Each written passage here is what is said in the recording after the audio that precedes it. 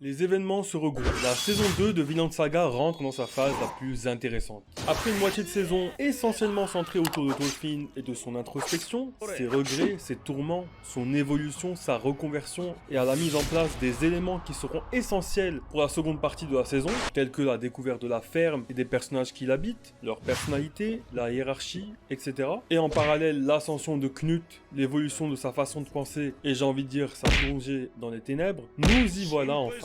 A l'instar de Thorfinn, les tourments de Knut se sont manifestés, nous sont montrés. Pour Thorfinn, cela se manifestait notamment par ses cauchemars, tandis que pour Knut, c'est via des hallucinations où il voit la tête décapitée de son défunt père et il discute avec. Leif se dirige vers la ferme de Ketil retrouver Thorfinn, et bientôt Knut va aussi se hâter vers le domaine de Ketil avec une armée d'une centaine de soldats. Ça va péter. Voyons voir ensemble où tout cela va nous mener, mais surtout, comment ce prince pacifiste devenu roi en est arrivé à devenir si sanguinaire et à servir ses propres intérêts sans s'en rendre compte. Il dit quelque chose de très intéressant à la fin de l'épisode: tout ce que je fais, c'est pour cet amour perdu. Phrase qui fait directement écho à un de mes moments favoris de la saison 1. Si vous voulez suivre cette saison avec moi au travers de mes analyses, n'hésitez pas à vous abonner à cette chaîne. Vous pouvez aussi me suivre sur Instagram et Twitter et discuter avec moi de Vinland Saga ou d'autres mangas. Pour les deux, c'est Tiruzen TV.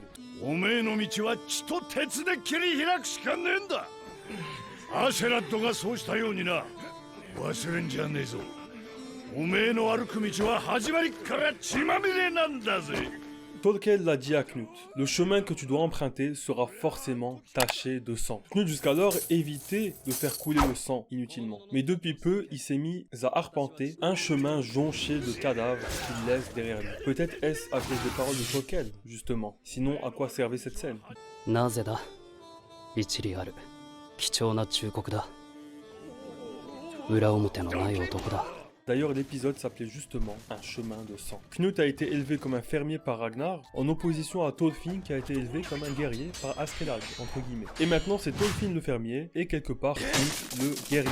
Lui aussi faisait des rêves, celui de Ragnar, lorsqu'il lui fait son adieu, avant de changer, de devenir un homme, de pouvoir parler la tête haute.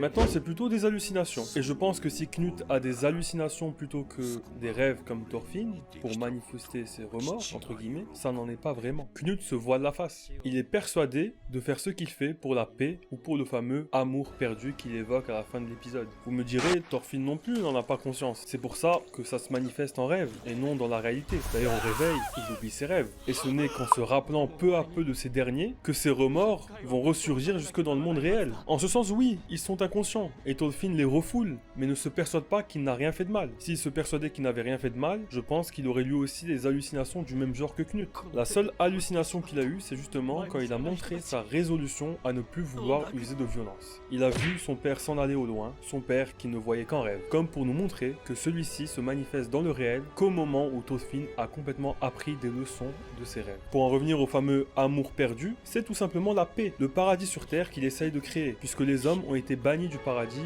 conséquemment au péché originel de la pomme d'Adam. C'est ce qui avait été conclu en saison 1 lors de la discussion entre le prêtre et Knut en épisode 18, il me semble. 私たちがこのような生き物になってしまったのは遠い祖先が神に背き罪を犯したせいだと言われています。私たちは楽園から追放されたのです。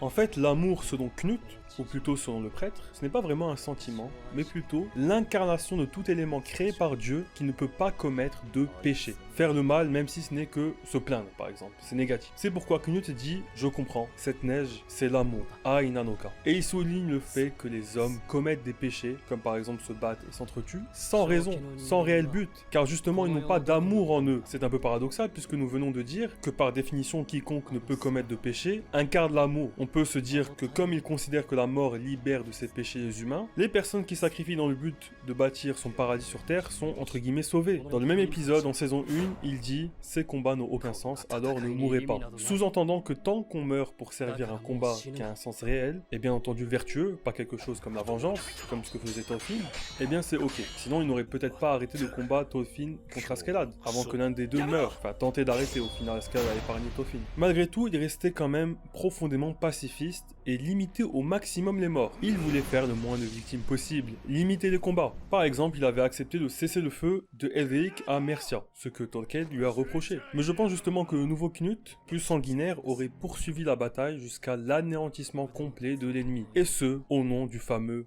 amour perdu. Dans l'épisode 11, il commet un grand péché en empoisonnant son frère. Il pense qu'il fait ça dans l'intérêt du pays, soi-disant parce qu'il n'est pas possible de gouverner à deux durablement, mais cela est certainement juste par soif de pouvoir. Cela dit, Knut ne se rend pas compte. Il se voile la face. Un frère qu'il aimait pourtant, même s'il est convaincu que l'amour c'était l'incarnation des éléments ne pouvant pécher, alors dans ce cas-là, il pourrait s'être détaché de l'amour tel que nous l'entendons nous. Quand il retrouvera Thorfinn, c'est là que ça sera décisif. Il considère Thorfinn comme son ami, mais Thorfinn deviendra un ennemi. Va-t-il affronter Thorfinn et attenter à sa vie par, entre guillemets, nécessité, ou alors essayer à tout prix d'éviter le combat? Ça promet d'être très intéressant. Même si je viens de dire que sa définition de l'amour pouvait exclure l'amour comme on l'entend, il n'en demeure pas moins vrai qu'avant il n'était pas sanguinaire malgré qu'il se battait pour cet amour perdu. Et puis même si ce n'est pas de l'amour, il peut l'appeler affection tout simplement. C'est ce que lui a dit le prêtre. Ce qu'il appelle l'amour, ça s'appelle de l'affection ou de la discrimination. Knut a décidé de réquisitionner les biens ou productions des nobles pour financer le maintien des troupes qu'il a laissées en Angleterre, qu'il ne veut décidément pas retirer. Encore un voilement de face, ce n'est pas nécessaire, c'est juste de la quête de pouvoir. Honnêtement, quand Knut et Ulf ont dit qu'ils allaient utiliser Olmar, le fils de Ketil, qui s'est complètement ridiculisé devant Knut, je pensais qu'ils allaient l'accepter dans l'armée, mais qu'ils allaient faire quelque chose là-bas. Je n'avais pas d'idée d'avoir en otage, on va dire, quelque chose comme ça. Finalement, Knut a été encore plus sournois et mauvais que je ne l'aurais cru. Il a décidé de sacrifier son propre messager et était même prêt à le tuer Olmar par la même occasion. Tout ça dans l'unique but d'avoir un motif pour réquisitionner la ferme de Ketil. C'est horrible, oui, mais surtout je m'interroge. Que pensera le peuple entre les concurrents de Knut au titre de roi d'Angleterre qui sont morts, entre guillemets, de maladie, puis son frère Harald qui est mort de maladie, faisant de Knut le roi du Danemark, et à présent non seulement Ketil, mais certainement d'autres nobles que Knut projette de réquisitionner un à un, avec bien sûr un motif valable pour avoir le droit de le faire, qu'il devra créer à chaque fois. Est-ce que le peuple ne va pas se douter de quelque chose à force? Ne va-t-il pas se soulever? Après peut-être que les prolétaires, tant que leurs impôts ne bougent pas, qu'on ne les maltraite pas, etc., ceux qui arrivent à la noblesse, que Knut étend son territoire de manière sournoise, peut-être qu'ils s'en fichent au final. Knut a même interdit les horribles pratiques de guerre, de pillage, VIO, vous voyez ce que je veux dire, etc. Ça fait de lui, aux yeux du peuple, un roi assez pacifique. J'ai vérifié si Knut avait réellement empoisonné Harald dans la vraie histoire de notre monde, et apparemment il est bien tombé malade, mais on ne sait pas si c'est Knut l'a effectivement empoisonné ou si simplement il est mort de maladie. Nous ne connaissons pas la vérité, les deux versions sont possibles. Je me demande vraiment si Thorgil a tué le soldat après lui avoir fait avouer le plan de Knut.